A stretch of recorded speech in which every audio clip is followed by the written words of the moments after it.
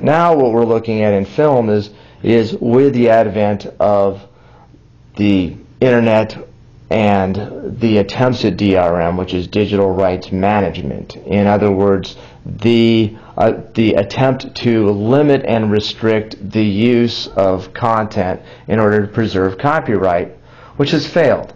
If you can see it, if you can hear it, it's inherently insecure. And until we get a microchip that implanted in our brain and the signal is sent directly into our brain, anything we hear and see and that gets out into the world of light and sound vibrations will be inherently insecure. So if we know that there is lots of content that is being distributed with or without the copyright owner's permission all over the internet, and there's massive markets for it, as seen by the crowds going to YouTube and the $1.8 billion purchase of YouTube, that there are ways to monetize the internet and video on the internet and music on the internet. The ways that this will happen is through embedding advertising and product placement and interactive dynamic product placement into videos and into music. It will also happen from creating experiences online.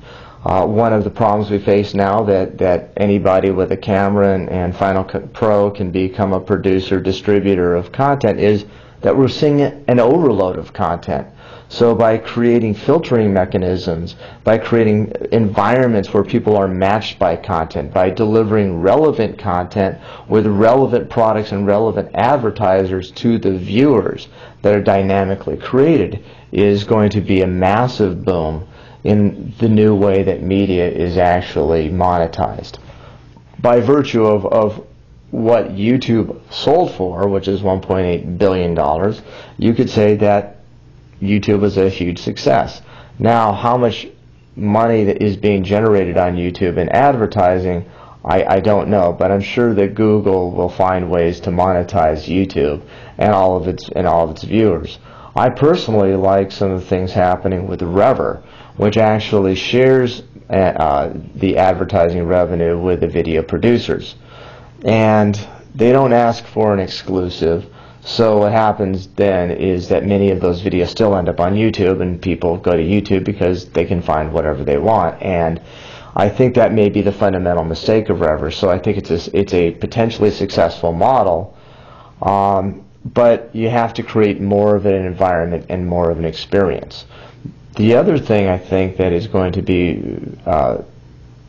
very profound is the ability to actually send notices and emails out to certain people who enjoy certain types of videos and let them know that a video or a live event is being shown at a specific time, or that they'll be able to sell a fan club membership where a video camera follows around a celebrity and the fan gets a view at the celebrity's life.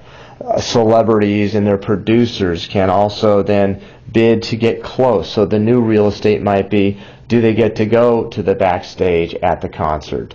Do they get to go to the film premiere and meet the celebrity? So, you know, we're talking about access being a new form of real estate. We're seeing Dave Matthews now doing a contest with SMS or phone texting where universities can compete for a free concert.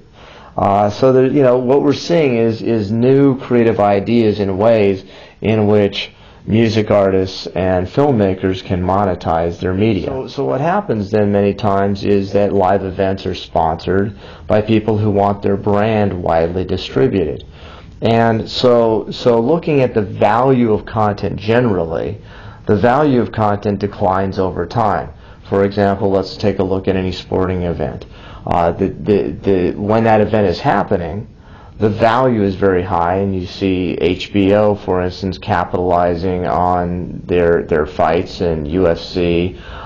You see, you know, sporting events being broadcast live and sponsors paying large money for that, and then later it just becomes archive, and then those clips could potentially be licensed to news and things like that.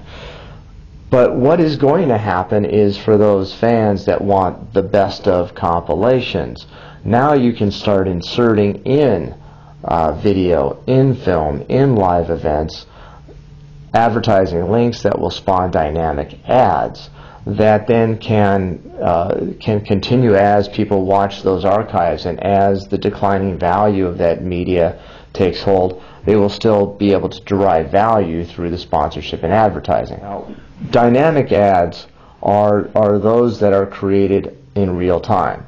And what we're going to see, I think, more and more is personalization being done, so that, for instance, we have a profile on, say, my Yahoo or MySpace.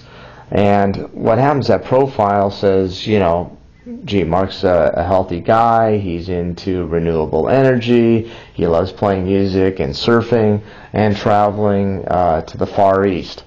In the beginning, and then you start using predictive modeling. In the beginning of the week, Mark's in business mode. Toward the end of the week, he wants to know what's going on in town for the weekend.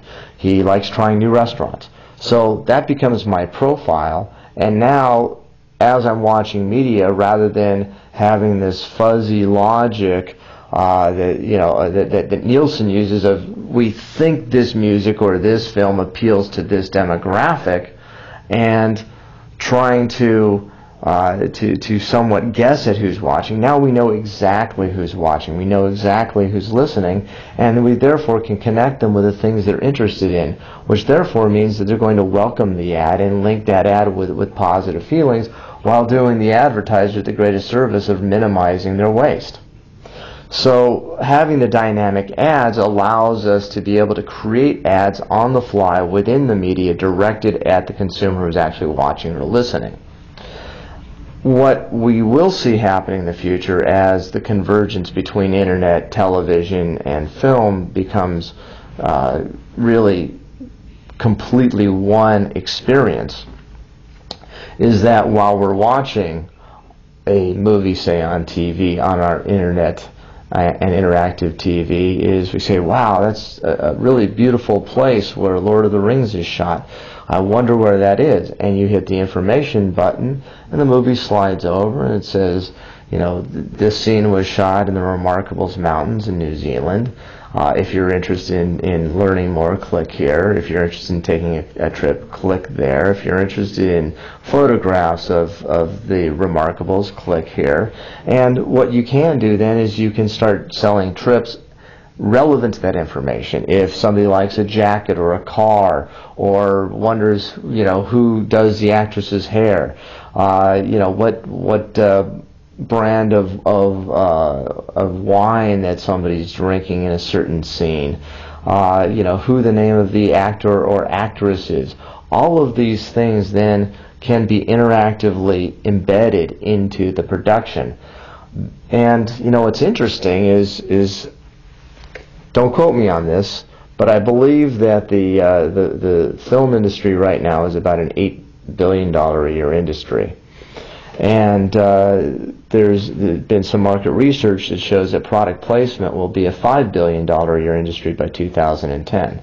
So I think that what we're going to see is massive opportunities in the film and television and broadcast industries to utilize product placement and dynamic links of advertising, so that the advertising is pulled rather than pushed. The programming won't be interrupted. It will be embedded and be part of a flow and a natural experience, so that, you know, rather than, geez, you know, I'm getting interrupted by this ad that is relevant, I can't stand that brand now because I'm linking a feeling of frustration or maybe even anger toward that company that interrupted my programming. Now I'm actually embracing it, because the ads I'm seeing, I'm not going to be seeing, you know, Maybelline cosmetic ads and ads for Tampax. I'm going to be seeing ads about things that are important to me, about a new renewable energy company, about a new restaurant that opened up in Los Angeles, about you know, the type of wine I want to drink, about the type of vacation I want to have. And I will appreciate that ad, and I'll be interested, and I won't want to skip through it. So I think there's massive amounts of money to be made in product placement, dynamically linked advertising, and in embedding advertising in video production.